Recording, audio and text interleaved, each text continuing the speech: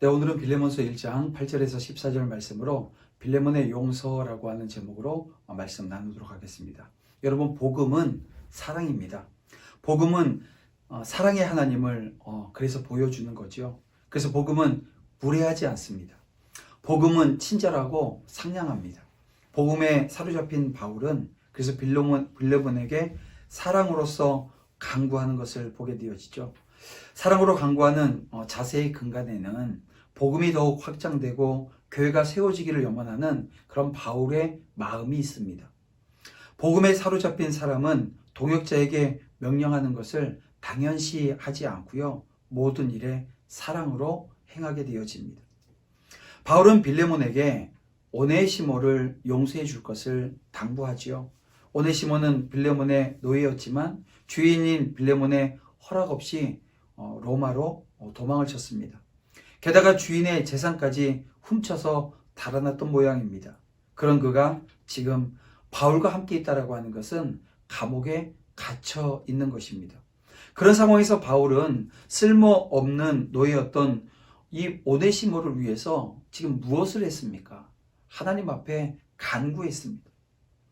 바울은 당시에 나이가 많았고 지금 그의 상황이나 형편을 보게 되어지면 감옥에 갇혀 있는 상황입니다.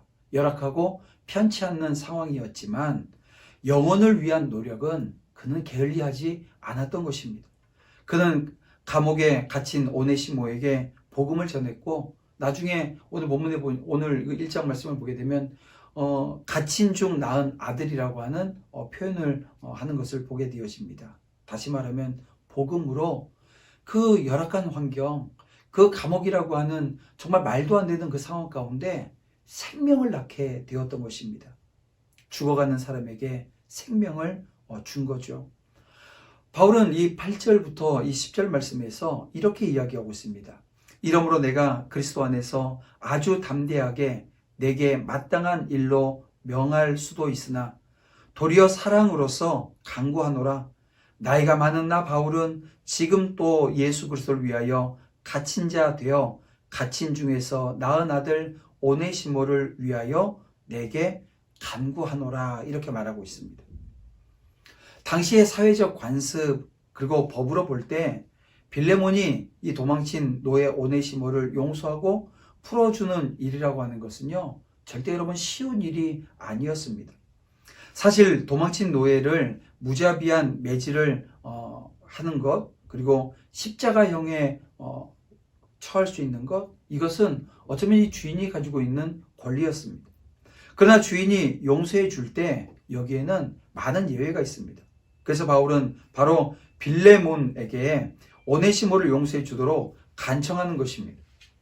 당시 관습으로 보아서 이는 쉬운 일이 아니었지만 신앙적 관점에서 보게 되어지면 회개한 오네시모를 용서하는 일은 마땅한 일이었지요. 왜냐하면 우리 모든 성도는 마치 하나님 앞에서 1만 달란트 빚진 자와 같고요, 도무지 갚을 길이 없는 이 죄의 빚을 은혜로 탕감받은 자들이라고 하는 것이고요, 그러한 빌레몬 앞에서 오네시모는요 마치 100데나리온 빚진 자와 같기 때문입니다. 그러니 이 노동자가 아무리 일을 열심히 해도 이 1만 달란트, 이 얼만큼 되는 돈의 액수냐면요, 이 노동자가 20만 년 동안 일을 해서 벌 수 있는 돈입니다. 근데 탕감받은, 이렇게 큰 금액을 탕감받은 자가 사실 이 노동자의 그 넉 달치 월급 정도 되어지는 100데나리온의 빚진 자를 용납하지 않고 법정으로 데려가서 또 집행을 한다라고 하는 것, 이건 말이 안 되는 것입니다. 그러나 이것이 아무리 당연한 일이라 할지라도 해결하기에는 숱한 어려움들이 있기 마련이죠. 그럼에도 불구하고 바울은 빌레몬으로 하여금 이 문제를 아름답게 해결하도록 하고 있습니다. 어떻게 했나요? 물론 바울은 오늘 본문에서 증언하고 있는 것처럼 빌레몬에게 복음의 스승과 사도로서 이 마땅한 일을 명할 수도 있었습니다. 내가 너한테 명령하니까 너 그냥 따라줘. 이렇게 할 수 있었어요. 강압적으로 할 수 있었다는 얘기입니다. 근데 그렇게 하지 않습니다. 오늘 본문에 있는 표현처럼 명할 수도 있으나 도리어 사랑으로서 간구한다고 말씀하고 있습니다. 오네시모의 문제를 생각하느라 혼란스러운 빌레몬의 마음에 사랑이 담긴 이 바울의 말은 정말 큰 파장이 아닐 수 없었을 거예요.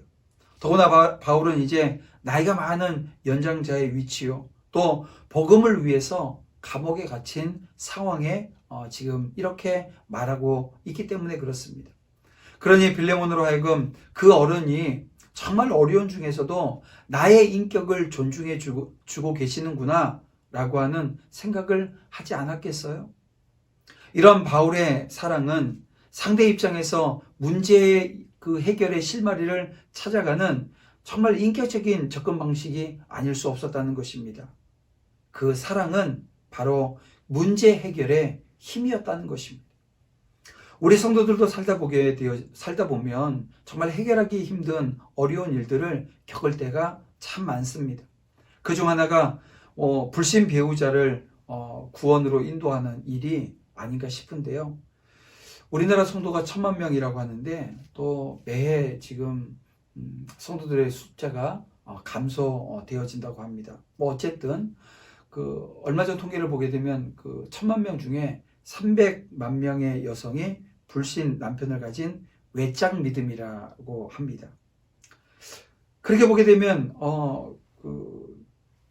어떻게 이 남편을 어떻게든 전도해야 되는 전도 대상으로 삼는 경우가 일반일 것입니다. 사실 불신 남편과 함께 갈등을 최소화하면서 신앙생활을 유지한다라고 하는 것은 참으로 어렵습니다. 주일에 시댁 행사가 잡히는 경우 이거는 주일에 예배 드려야 되냐, 아니면 시댁 행사에 참여를 해야 되냐, 이런 것으로 인해서 남편과 갈등하게 되어지고요. 그 갈등하면서 믿음을 전한다라고 하는 것도 사실 쉬운 일이 아닌 것입니다. 그래서 이 문제를 바라보는 그 시각을 우리는 분명히 해야 될 것입니다. 믿는 부인이 남편을 깊이 이해하고 또 인격적으로 존중하면서 또 순종하면서 예수님의 사랑을 몸속 가정에서 실천해 보이는 것, 이게 여러분 어떻게 보면 오늘 우리가 불신 남편을 전도할 수 있는 길이라는 거죠. 결코 예수 믿으라고 억지로 조를 필요가 없다는 것입니다. 교회 가자고 이야기하는 건 여러분 복음이 아닐 수 있습니다. 그저 남편의 마음에 쏙 드는 사랑스러운 아내로서 겸손과 상냥한 태도로 대하고 기도로 주님께 간구하면서 기쁨의 생활을 하는 것 자체가 아름다운 해결 방법, 신앙을 전하고 복음을 전할 수 있는 그런 방법이라고 하는 것입니다. 그래서 베드로가 이 남편의 구원을 위해서 아내들에게 어떤 권면을 하고 있나요? 베드로전서 3장 1절에 보니까 순종하는 아내가 되라고 말씀하고 있습니다. 겸손히 순종하는 태도야말로 차원 높은 사랑의 표현인 것입니다. 이는 물론 남편이 믿지 않는 아내를 전도할 때도 아마 동일하게 적용되어지지 않을까요? 사랑으로서 이해해주고 격려해주는 자상한 남편, 헌신적인 사랑으로 가정의 경제적인 안정을 책임지는 남편이 될 때 어려운 갈등 문제나 전도까지 아름답게 해결되는 것입니다. 뿐만 아니라 오늘 우리의 직장에서도, 그리고 생활 속에서 겪는 인간적 갈등과 문제를 가장 아름답게 해결해주는 비결은 다른 것이 아니라 사랑인 것입니다. 그래서 사랑은 가장 큰 힘을 갖습니다. 상대 입장에서 생각하며 오래 참고 덮어주는 사랑을 우리가 배워서 오늘 우리의 삶 속에서 실천할 때 어려운 문제들이 해결되어지는 기적을 맛보게 되는 거죠. 사랑하는 성도 여러분, 바울을 생각하고 또 주님의 사랑을 늘 생각하십시다. 그러면 여러분의 삶 속에서 이 사랑의 힘이 얼마나 위대한지 체험하게 될 줄 믿습니다. 오네시모는 로마에서 바울을 만나서 복음을 들었고 또 복음 안에서 형제가 되었습니다. 회심 후 그는 로마에서 감옥에 갇힌 이 바울의 수종자가 되었죠. 빌레몬에게 오네시모를 용서하는 일은 다시 말씀드리지만 쉬운 일이 절대 아니었다는 것입니다. 바울은 빌레몬에게 회개하고 중생한 이 오네시모를 용서하길 부탁합니다. 그 용서가 억지가 아니라 자발적인 의지가 되기를 원했던 것입니다. 여러분, 복음은 강요가 아닙니다. 순종하는 것입니다. 이해득실과 감정에 얽매이지 말고 오늘 우리가 복음으로 살아내십시다. 바울의 부탁을 받은 빌레몬은 고민했지만 그 권면에 순종했습니다. 자신의 재산을 가지고 도망친 노예를 법에 따라 처단할 수도 있었지만 사도의 권면을 받아서 용서할 수 있었던 것입니다. 여러분, 감정과 이해를 초월하는 것, 여러분 이것이 복음입니다. 인간적인 논리에 갇히게 되어지면 여러분 복음대로 살 수 없지요.